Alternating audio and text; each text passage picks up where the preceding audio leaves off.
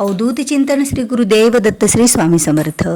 स्वामी समर्थ महाराजांच्या कृपेने तुमच्या सर्व इच्छा आकांक्षा महाराज पूर्ण करूत हीच मी स्वामीचरणी प्रार्थना करते आणि आपल्या आजच्या या नवीन व्हिडिओला सुरुवात करते. आज व्हिडिओच्या माध्यमातून तुम्ही जाणून घेणार आहात की आपण स्वामी सेवेकरी आहात, खूप पूजा सेवा करतो, तरी पण आणखीन काही इच्छा आपल्या पूर्ण झाल्याच नाही. असं का होतं?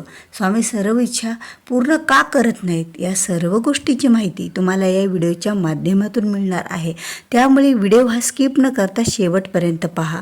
स्वामी सेवा मार्ग या माझ्या चॅनलवर तुम्ही नवीन आहात, अद्याप चॅनलला सबस्क्राईब केलेलं नसेल तर चॅनलला सबस्क्राईब करा, कारण असेच जेव्हा केव्हा माहितीपूर्ण व्हिडिओ मी माझ्या चॅनलवर शेअर करेल त्यावेळेला तुम्हाला स्क्रीनवर ते अगोदर दिसतील आणि त्याबद्दलची तुम्हाला माहिती मिळेल.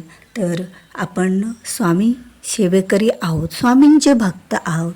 दररोज 3 अध्याय 11 माळी हे स्वामींचा जप करतो. 3 अध्याय स्वामी चरित्र सारामृतचे वाचन करतो, म्हणजे 7 दिवसामध्ये एक स्वामी चरित्राचं पारायण सुद्धा पूर्ण करतो. बऱ्याच वेळा आपण केंद्रामध्ये सुद्धा आरतीला हजेरी लावतो, कारण केंद्रामध्ये गेल्याच्या नंतर सुद्धा बरेच प्रश्न आपले सुटत असतात. आपण नवीन सेवेकरी आहात किंवा जुने सेवेकरी आहात यात काही फरक नसतो, कारण स्वामींच्या दरबारात जो पहिल्या वेळेस जातो त्यावेळेसच स्वामीचा सेवेकरी तो होत असतो. मनातून ज्यावेळेला आपण स्वामींना हाक मारतो, पूर्णपणे स्वामीला समर्पित करतो, म्हणजे स्वामींना ज्यावेळेला आपण हाताने मुजरा करतो खाली वाकून, त्यावेळेला आपलं पूर्णपणे स्वामीला समर्पण होत असतं आणि स्वामी आपले गुरु होतात आणि आपण त्यांचे शिष्य बनतो आणि आपली हळूहळू आपल्या इच्छा ह्या वाढत जातात आणि आपण स्वामींकडे त्या इच्छा मागत राहतो आणि स्वामी त्या पूर्ण करत पण राहतात. आणि इच्छा पूर्ण करताना काही सेवा पूजा आणि काही नामस्मरण आणि स्वामींचं जप हे सर्व काही आपण करत असतो. आता बऱ्याच इच्छा अशा असतात की एक इच्छा मागितली की दुसरी इच्छा आपण स्वामीला मागत असतो, सेवा करत असतो आणि स्वामी त्या देतच जात असतात आपल्याला. पण अशा काही इच्छासुद्धा आपल्या जीवनामध्ये अद्याप आहेत की त्या आणखीनही पूर्ण झालेल्या नाहीत. मग आपल्याला कुठेतरी असा प्रश्न मनामध्ये पडतो की मी एवढा मोठा स्वामी सेवेकरी आहे, म्हणजे एवढा मोठा स्वामी सेवेकरी हे आपण स्वतःलाच म्हणून घेत असतो, पण कुठेतरी आपण पण चुकत असतो स्वामींच्या नजरेमध्ये. जरी आपण आपल्या नजरेत, आपण आपल्या स्वभावात जरी चुकत नसेल तरी स्वामींच्या नजरेत मात्र आपण कुठेतरी चुकत असतो. आता ज्या वेळेला आपण स्वामींची भक्ती करतो त्यावेळेला बऱ्याच चुका आपल्याकडून होत सुद्धा असतील, कळत न कळत, हे आपल्याला माहीत नसतं. पण आपण स्वतःला खूप मोठा स्वामी भक्त समजतो, स्वामींची सेवा करतो, पूजा करतो. आता स्वामींच्या सेवा करताना अनेक वेळा स्वामी आपल्याला त्या पूजेचा, त्या सेवेचा मोबदला देतात. बघा, एक इच्छा झाली की पूर्ण दुसरी इच्छा, दुसरी मनोकामना आपण मागत जातो. आपला लोभ, आपला मोह हा वाढतच जातो आणि काही वेळा स्वामी काही गोष्टी प्रारब्धात नसतात त्यासुद्धा आपल्याला देत असतात, आपली सेवा पाहून, आपली भक्ती पाहून आणि आपली एकाग्रता पाहून. पण काही ज्या इच्छा असतात ना त्या स्वामी आपल्याला खरंच कितीही सेवा करा, कितीही भक्ती करा, पण ती इच्छा पूर्ण होतच नाही. मग कुठेतरी आपल्याला खचीकरण होतं, म्हणजे आपण खचले जातो की खरंच मी स्वामींची एवढी सेवा करतो. मग ते एक अभिमान होतो, जागा होतो आणि स्वाभिमान जागा होतो आणि स्वामीला नेमकं तेच आवडत नसतं. बघा, आपला अभिमान हा आपल्याला बाजूला ठेवायचा असतं, कधीच मीपणा आणायचा नसतो की मी एवढी सेवा केली, मी एवढं केलं. मी स्वामींसाठी करत नसतो, आपण स्वतःसाठी करत असतो. ज्या वेळेला तुम्ही सर्व इच्छा, एखादी इच्छा तशीच राहिली ना तर त्यावेळेला खरंच संकल्प न करता किंवा स्वामीला न मागता मनातून अशी सेवा करा की ते निस्वार्थ भावनेने सेवा करा. आता निस्वार्थ भावनेने सेवा म्हणजे कशी? बघा, आज आपण 3 अध्याय 11 माळी केल्या किंवा एखाद्या वेळेस असं असतं की स्वामीला मुजरा करतो आणि सतत आपल्या त्या इच्छाबद्दल स्वामीला सांगत असतो. आता स्वामीलाही असं वाटत असेल की कधीतरी यानं माझी निस्वार्थ भावनेनं फळाची इच्छा न ठेवता सेवा आणि पूजा करावी. बघा, ज्या वेळेला आपण फळ काय भेटेल या सेवेचं, पूजेचं, ते न बघता असं आपलं अंतःकरणातून काही सेवा करतो, काही पूजा करतो, त्या बदल्यात बरंच काही मिळत असतं बरं का. जे आपल्या नशिबात नाही, जे आपल्या प्रारब्धात नाही, ते सुद्धा स्वामी देऊन जात असतात.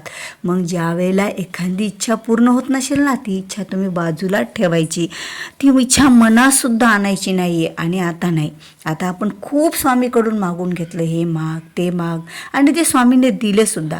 आता असं करायचं नाही. आपण ज्या काही सेवा करतो, केंद्रात जाऊन घरी काही सेवा करतो, 3 अध्याय 11 माळी जप करतो, ज्यांना त्या दररोज शक्य नसतात त्यांनी दर गुरुवारी जरी स्वामी चरित्र सारामृत 700 श्लोकीचा पूर्ण एका दिवसात जरी वाचन केलं तरीही चालेल. पण ह्या सेवा करताना कुठेच अशी भावना ठेवायची नाही की माझी ही इच्छा, ही मनोकामना पूर्ण होऊ दे आणि त्यासाठी आपण सेवा करायला, ही मनातसुद्धा आणायचं नाही. कारण मन, अंतःकरण हे सर्व काही स्वामी जाणणारे असतात. सेवा करायला बसल्या, केंद्रात गेल्या, आरतीची सेवा रुजू केली, आपण औदुंबरला प्रदक्षिणा घातल्या, त्यावेळेला सुद्धा कुठलीच इच्छा मनोकामना मनामध्ये आणायची नाही. फक्त निस्वार्थ भावनेने की आता हे माझे स्वामी आहेत, माझे गुरु आहेत, माझे देव आहेत, यांची मी मनातून सेवा करायची. कुठेतरी मला माझ्या मनात निस्वार्थ सेवेचा आनंद मिळत चाललेला आहे. बघा, तुम्ही ज्यावेळेला निस्वार्थ सेवा करताना त्यावेळेला एक आनंद मला मनात वेगळाच असतं. आणि त्यावेळेला खरेखुरे स्वामीचं जे रूप असतं ना, जे दैविक रूप, ते आपल्याला जाणायला लागतं. आणि खरंच तीच सेवा स्वामीपर्यंत लवकर पोहोचत असते. आणि त्या बदल्यात तुम्हाला स्वामी न जाणं ती सेवा तुम्हाला एक बॅलन्स म्हणून तुमच्या खात्यात जमा होते. आणि ज्या वेळेला तुम्हाला काम पडतं, कुठेतरी एखादं नशीब, तुमचं प्रारब्ध आडवं येतं, नशिबात एखादी गोष्ट नसते किंवा एखादं संकट येतं, त्यावेळेला त्या सेवेचा मोबदला, जसं आपल्या बँकेमध्ये पैसे जमा आहेत आपले आणि आपल्याला अचानक काही काम पडलं तर आपण काढू शकतो, त्याचप्रमाणे जर निस्वार्थ भावनेची सेवा असेल ना, त्यावेळेला ती सेवेचा मोबदला स्वामी, आपण साधा स्वामीला मुजरा करून ह्या संकटाचं हरण करा किंवा ही काही सेवा करा जरा, म्हणजे असं काही म्हणतो, किंवा आपल्याला काही संकट आलं तर आपण लगेच स्वामीकडे धावा घेतो, किंवा आपल्याला काही एखादी गोष्ट पाहिजे असेल तर त्यावेळेला सुद्धा, आता गोष्ट जरी पाहिजे नाही पण आता आपला रिझल्ट लागत आहे तर आपण स्वामीचं नामस्मरण करतो, तर त्यावेळेला स्वामी ती गोष्ट आपल्याला लगेच देऊन जातात. कारण आपलं त्यांच्याकडे बॅलन्स जमा असतं.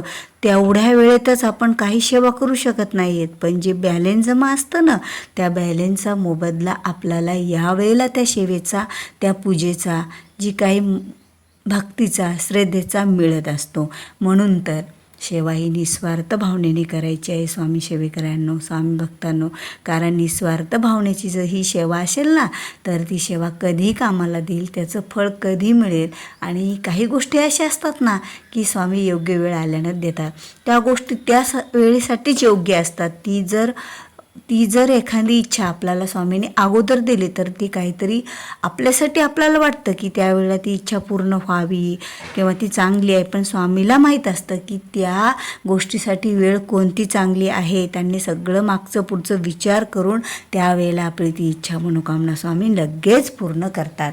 तर खरंच स्वामी भक्तांनो, तुम्हाला ही माहिती आवडली असेल मी सांगितलेली, आणि तुम्ही स्वामी भक्त आहात तर हा व्हिडिओ आवडला असेल तर व्हिडिओला लाईक करा, जास्तीत जास्त लोकांपर्यंत हा व्हिडिओ शेअर करा, जेणेकरून त्या स्वामी भक्तांनासुद्धा त्यांच्या इच्छा पूर्ण होतील. बघा, काही वेळेला आपण कोणासाठीचं काही चांगल्या भावना ठेवल्या तर आपल्यासाठी सुद्धा देव जसं आपण दुसऱ्याला देतो तसंच आपल्याला पण मिळत असतं. आणि तुम्हाला जर अद्याप माझ्या चॅनलला सबस्क्राईब केलेलं नसेल तर चॅनलला सबस्क्राईब करा. तर भेटूया पुन्हा अशाच एका नवीन माहितीपूर्ण व्हिडिओसोबत. तोपर्यंत बोलत राहा.